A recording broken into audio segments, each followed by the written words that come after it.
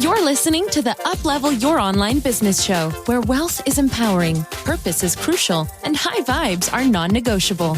And now, here's your host, certified business coach and practical woo strategist, Sarah J. Loureiro.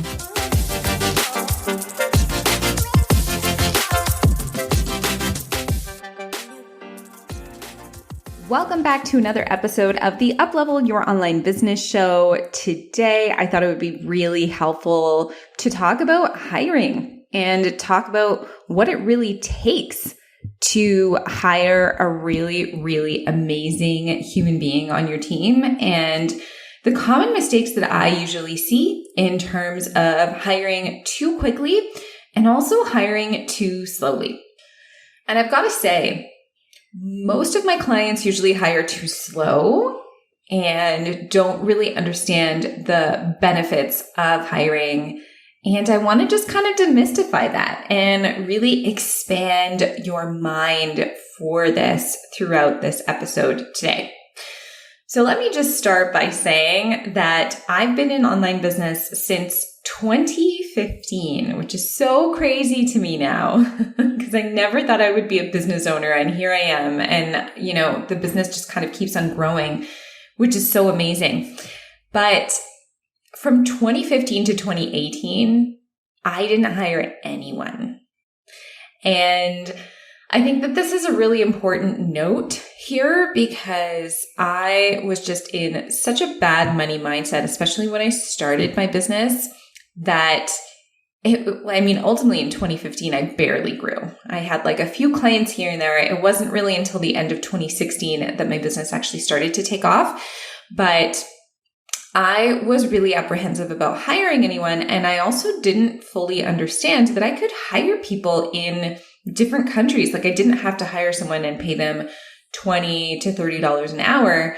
And actually my very first hire was, significantly lower than that. And she did such a great job on my business. So the reasons for me not hiring anyone were basically that I was just afraid of spending more money on my business. And I didn't understand that the person that I hired was going to actually help me get more money, like bring more money in.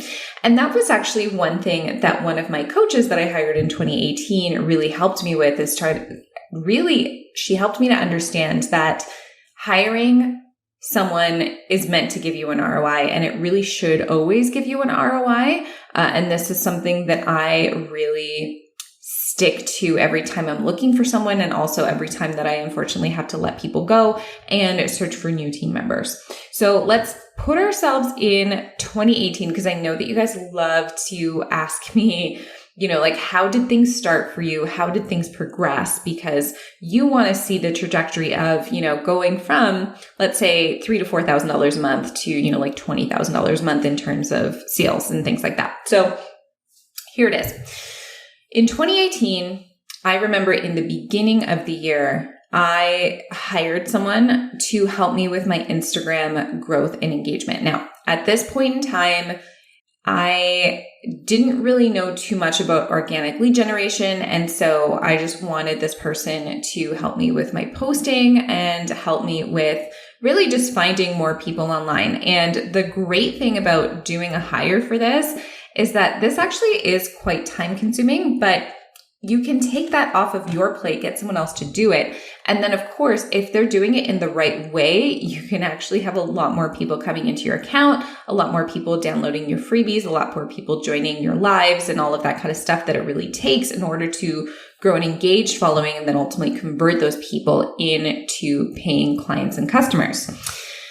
After I did that hire, I knew I needed to give this person a little bit more responsibility. So at that point in time, what I did is I wrote down all of the things that I was working on in my business. And I highly suggest that you do this for yourself as well. So what are all of the things that you currently do? Let's say, for example, you're posting to social media, you're creating your copy for your content, you're organizing images, you're creating graphics, you're updating your website, you're doing Facebook ads, whatever it is that you're doing, just write down everything that you're doing on a weekly basis. And then once you have that huge list of things that you do, ask yourself, okay, which ones of these things do I really need to be working on? Like what out of all of these things is something that I, Sarah, let's say, for example, need to be working on? And you'll find that that list becomes smaller and smaller and smaller the more you grow and the more you scale, because you want to stay in your zone of genius in your business, right? And if you're a coach, let's say, for example, if you're a done for you service worker, your zone of genius is in the mentorship that you provide for your clients. And so your zone of genius then would not be in posting to social media. Maybe your zone of genius is also not creating copy, doing copywriting, so writing the text that goes into your Instagram post. Let's say, for example, maybe your zone of genius is also not in talking to people on a daily basis and really growing your account. What you want to see is, what are the things that I absolutely need to be doing? What are the things that bring me the most energy? And then what are the things that are most time consuming? And what are the things that really drain my energy? So once you have that list, then you know, okay, these are the things that I need to delegate. And so at the time for me, I knew that I needed to delegate more responsibilities. And so I ended up giving away posting to social media. And let me tell you, I'm pretty sure that was like a 7 to 10 hour a week hire. It was a big deal for me at the time, but it completely changed the trajectory of my business, because at that point in time, I was no longer having to work those 7 to 10 hours a week. So then if I wasn't having to work those 7 to 10 hours a week, then I could focus my time and energy on the things that actually did matter. So I would plan out more of my lives. I would plan out more of my content. I would be more present for my meditation practice, for my manifestation practices throughout the day, let's say, for example. And I remember my husband telling me, well, now that you have someone else working 7 to 10 hours for you per week, just make sure that you're also not filling up all of those hours. Make sure that you're also enjoying yourself, because I used to have this tendency of being a workaholic. I would say now I'm a recovering workaholic, but at that time, it was still generally the vibe for me to just be like, okay, I just need to work all of the time and I need to put as much in and do as much as I can. And he really helped me to see that that wasn't the point. That really wasn't the point of hiring this person. The point of hiring this person was obviously to grow and scale, but also for me to focus more on the being aspects of my business, focus more on my creativity, focus more on allowing myself the space, the time to really think of new ideas, to think of new things that I can offer to my community, and to just live and just be. And I talk about that a lot. If you guys have been listening to this podcast for a while, you know that I talk about the being so much because I find it so, so important to do alongside of like really getting down to the nitty gritty in your business. And that definitely helped me to do that. And so in terms of when it's the most important time for you to find a hire, and if you're either hiring too quickly or too slowly, here's what I love to say. The best time to hire someone is before you actually think that you're going to need them. And I know with a lot of people, they're just like, oh, but, I don't even think that I can have this person on my team, or I don't think I can afford this person on my team. What you always want to ask yourself is, okay, where do I want to be? What do I want to grow into this month, this year, the next 3 years? What is my game plan? What are my goals? And once you have those goals sitting there in front of you, then you need to decide who's the person I need to become in order to create these goals. And generally speaking, we have a finite amount of time during our weeks, during our days that we can focus on our businesses. And we also need to fill some of that time up with creativity. And so if you know that the person that you need to become in order to make the goals that you have for this year or this month or whatever, if you know that that person is hiring someone, you need to hire the person before you're ready to hire them. Because another thing that ends up happening, and I've seen this time and time again, is I've had a few clients now who have been really, really good at creating fast success. I show them the strategies.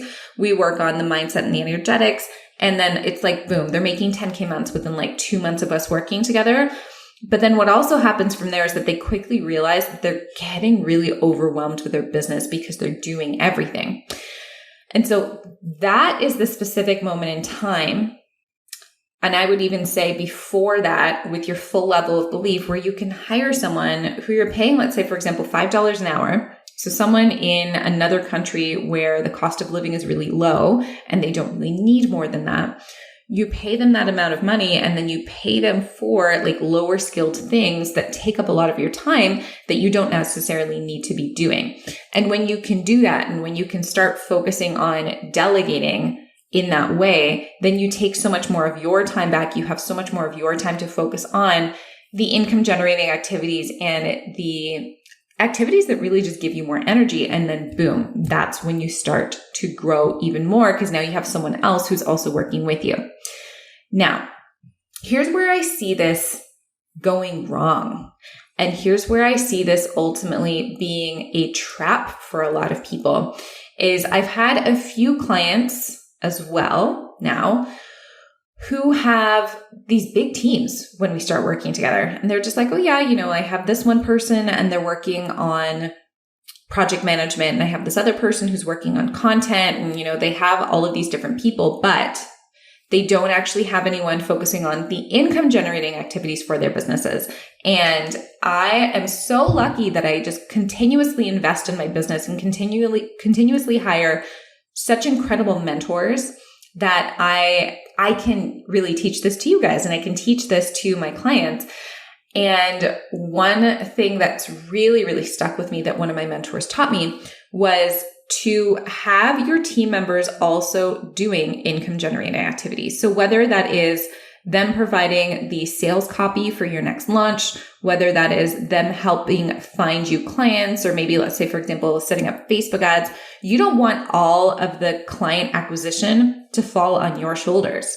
In fact, you want ideally to have someone else in the future focus all on client acquisitions. You're not having to go out and find the clients. You're just coaching the clients or you're just doing the done for you services with the clients. And someone else is the person who is actually doing all of that other work that is usually energetically draining. And so if you have this big team where you have someone who's like working on project management or you have someone who's an OBM, but you don't actually need those people on your team because your main issue is getting more clients and getting more consistent, higher paying clients, what's going to end up happening is you have these like higher level people in your team, but you don't yet need them.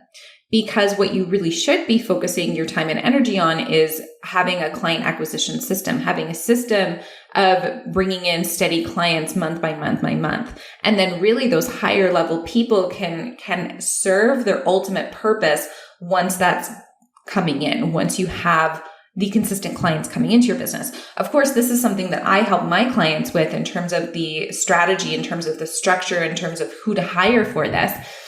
But if you are focusing your efforts on this really big team, but you're not seeing the income coming in, that's probably a sign that you don't have the right team members in the right places right now.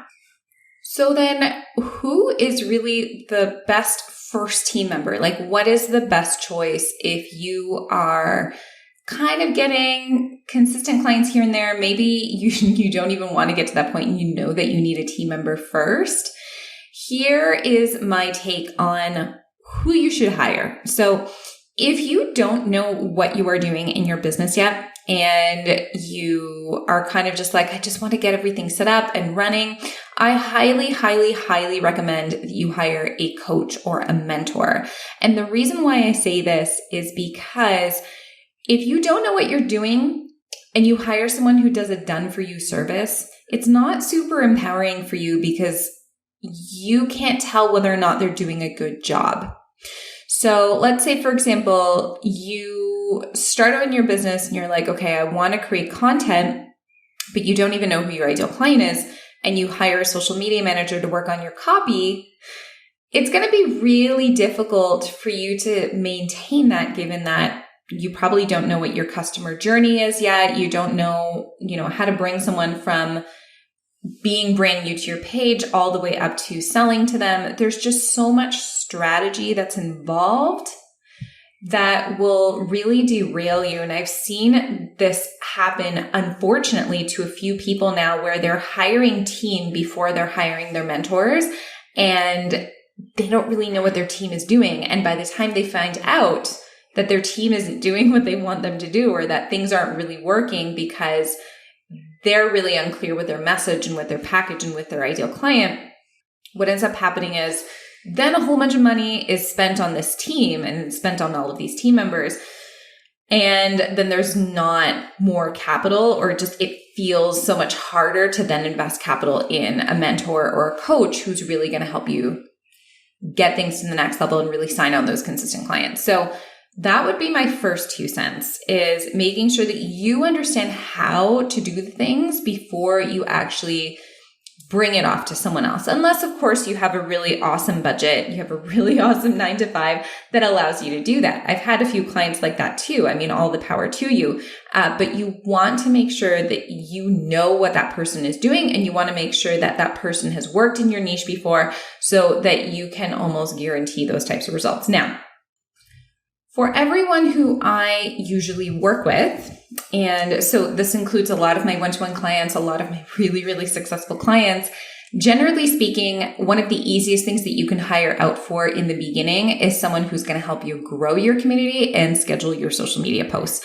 So this also depends on how good you are at writing your own posts. This also depends on, like what you know that you're really good at, what you actually enjoy doing and what you don't enjoy doing. But I find that usually some sort of social media manager or someone who's going to help to schedule things for you and work on tech is usually one of the easiest ways to go in the beginning. And that's just because that's most of those things that they're doing, things like scheduling posts and things like that, are definitely lower skilled, and you don't necessarily need to have, like someone who's really, really higher end in order to do that. It gets you back a lot of your time.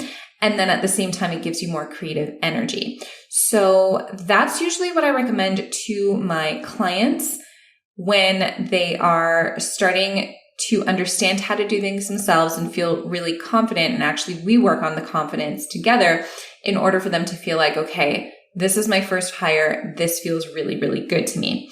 Now, once you have that hire, then it's like the sky's the limit. And I would also say that generally speaking, whenever you are hiring someone who understands the way business works and who's going to focus on those income generating activities for you, you can just build on that and build on that and build on that. And that's really what people talk about when they say, I'm only working 20 hours a week and I have a 6-figure business or whatever it is, because they're hiring people not just based off of what they want them to do, but they're also hiring really skilled people, really high level people who are a part of their team, who understand the big vision that they have for your business or for their business.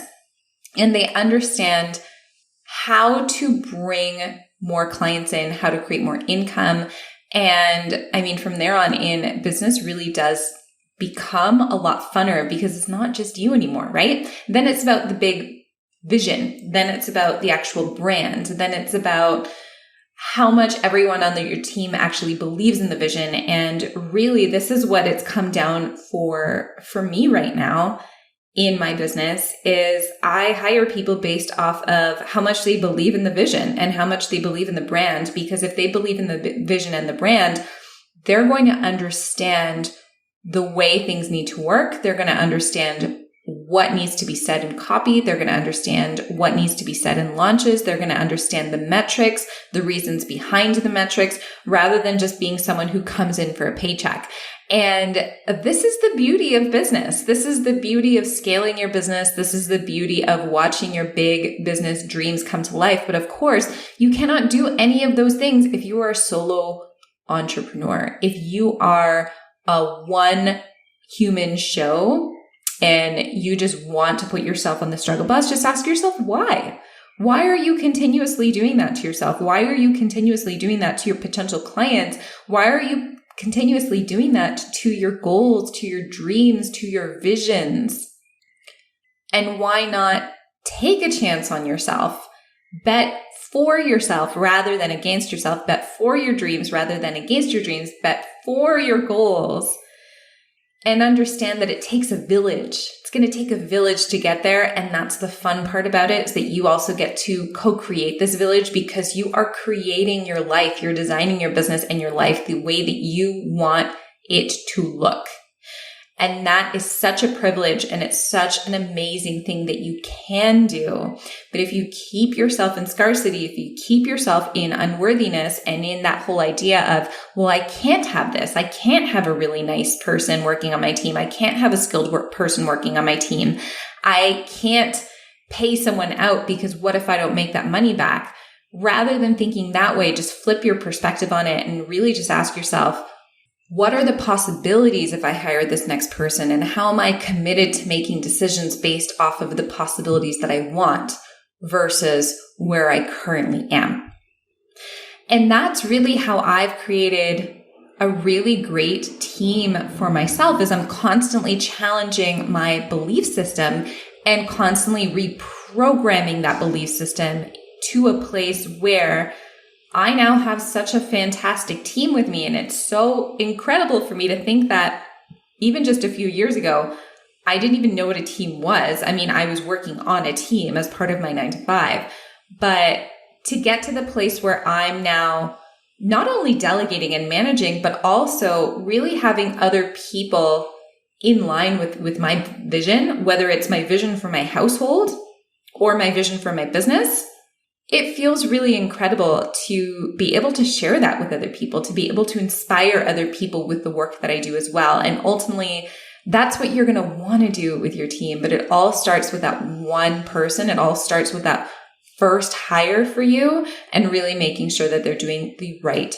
job for your business and for the stage that you're at in your business. So let me know what you thought about this episode. Let me know how you are going to be starting to either look for that one human being or manifest that one human being. I'd love to hear from you. If you want to send me a DM on Instagram, it's at Sarah without an H, JLOUREIRO. If you liked this episode, it would mean the world to me if you subscribed, liked the episode, and left a review. Or if you need to share this with your friends, if you have any friends who you know would need to hear this episode, feel free to share it along. I hope that it helped you, and I will catch you next time. Thanks for listening to the Uplevel Your Online Business Show. If you enjoy our show and would like the show notes and free goodies about how to grow your online coaching business, head over to sarahjlorero.com for more information. We hope you'll tune in next time.